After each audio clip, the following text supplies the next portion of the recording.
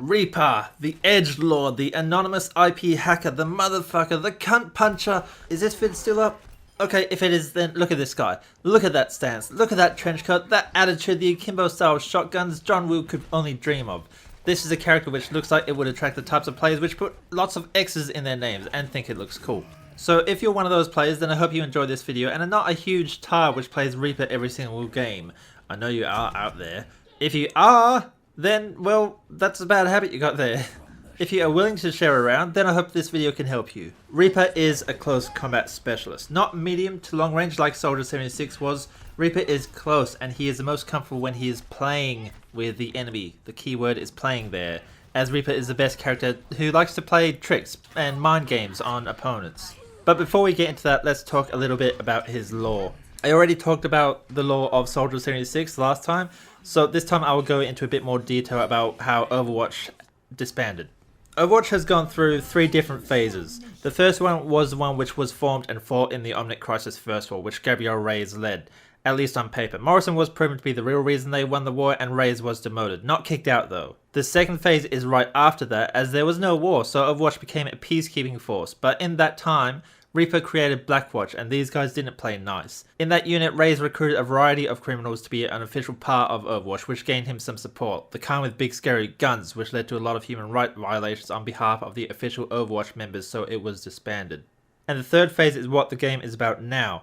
Everyone fights for everyone while some people remain loyal and want to put Overwatch back together again. Something happened between the second and third phase though. Reyes was not a fan of being demoted, and he kind of led an internal rebellion with his Blackwatch unit inside of Overwatch, as members fought amongst themselves, which peaked around the time that Overwatch's Swiss headquarters simply blew up during a fight, seemingly killing Reyes and Morrison. There was nothing about it being a chemical explosion or why they were fighting. All I have found out is that Reyes was unhappy about being demoted from the top job, and he was recruiting heaps of criminals into the organization. Revenge is the only thing left for me. More might be revealed by Blizzard in future though, so keep an eye out for that. So it was both unknown to the public that both of them had survived. Morrison is now Soldier 76 and Reyes is Reaper. You always did have a high opinion of yourself. Well, you sure take to this bad guy thing easily, don't you?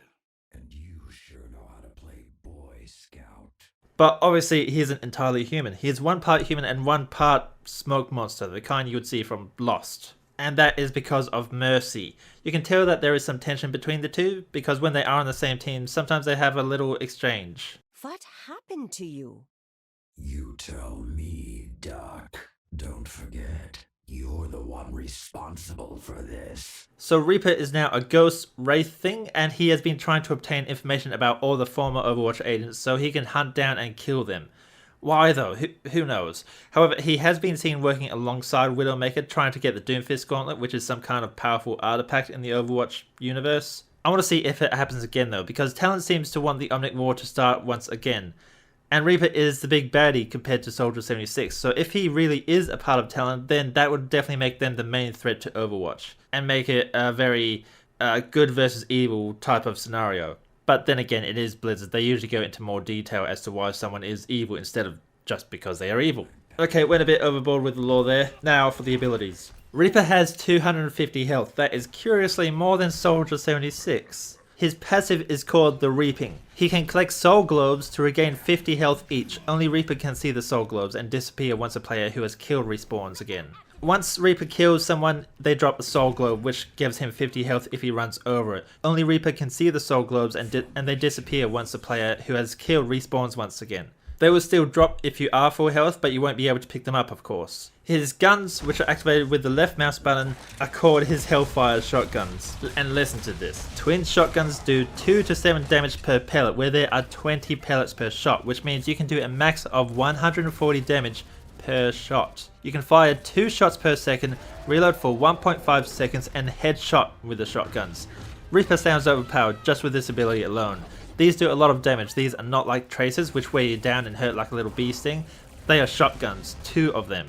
It's also worth noting that whenever you do reload as Reaper, you simply drop the guns and pull new ones out of your trench coat. Yeah, this is probably the most comical looking ability in the game, and instead of coming from one of the more colourful characters, it comes from the edgelord himself. So Reaper is too cool for trash bins, it seems. He litters everywhere, but sadly, you can only have 3 sets on the ground at any one time. You can't cover the map in guns, sadly. I tried. His second ability, which is Shift, is his Wraith form, where he becomes invisible for a few seconds. When Reaper becomes a Wraith, he is immune to damage for those 3 seconds and is unable to fire any weapon. Wraith form does increase his travel speed a tiny bit. I can't find the numbers as proof, but I have found a few good sources which say it does, and honestly, it feels faster anyway. Just keep in mind that it can't be cancelled.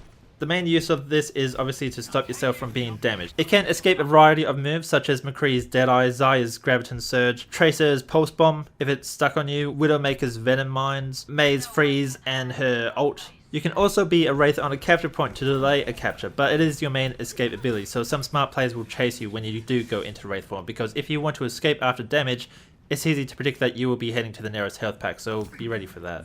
Winston is one of those characters which is good at chasing down a Reaper when he's in his Wraith form.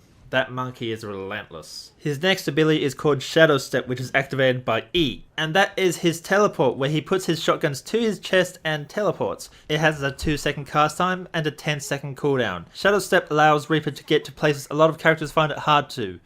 But Reaper isn't a sniper, so even though you may think you are in a good spot, there are characters who can reach you, such as Genji, Hanzo, Pharah, Tracer. The list goes on. Be smart with Shadow Step, which is why I think the best Reaper players are those who know the maps really well. Know where the enemy is, where you can teleport to, and don't be surprised. Reaper is not a good fighter when he is against other assault characters. His biggest weapon is his surprise, which Shadow Step can help with. Only problem is that it's loud. When using Shadow Step, Reaper is basically screaming, "Hey! Over here!"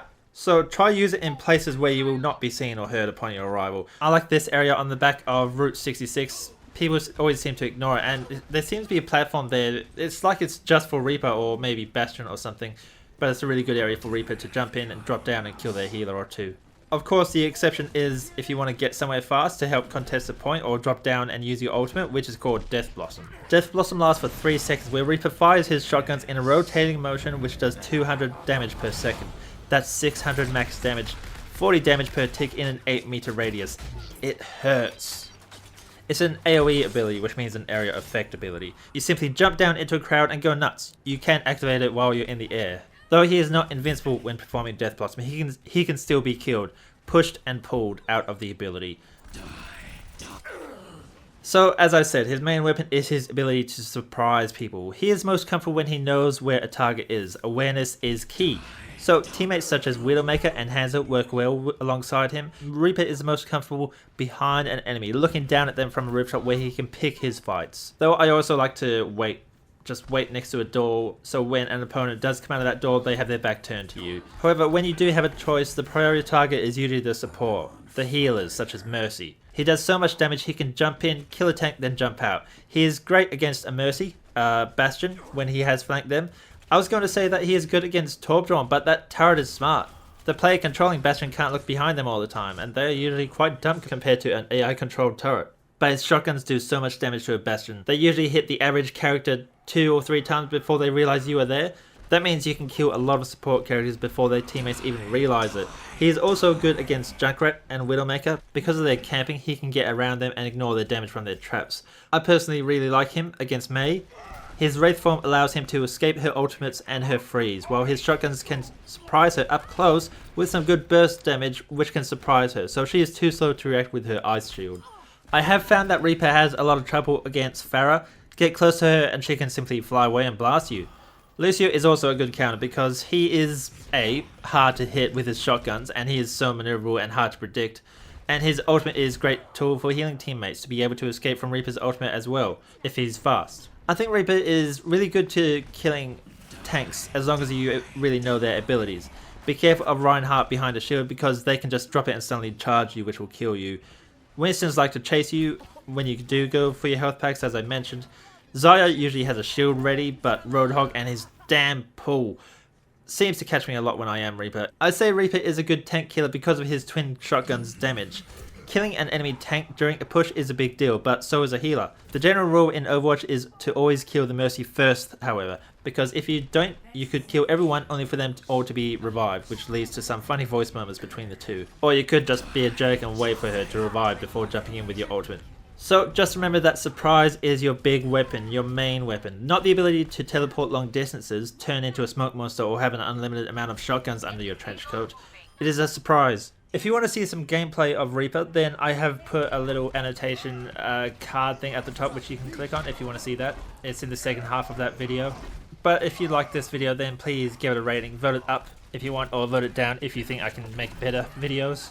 You can also leave a comment because I'm interested in hearing how you play Reaper or what you think about him. And third, if you really like Reaper and you did watch this video, don't join my games. I hate playing against good Reapers, and I'll see you next time.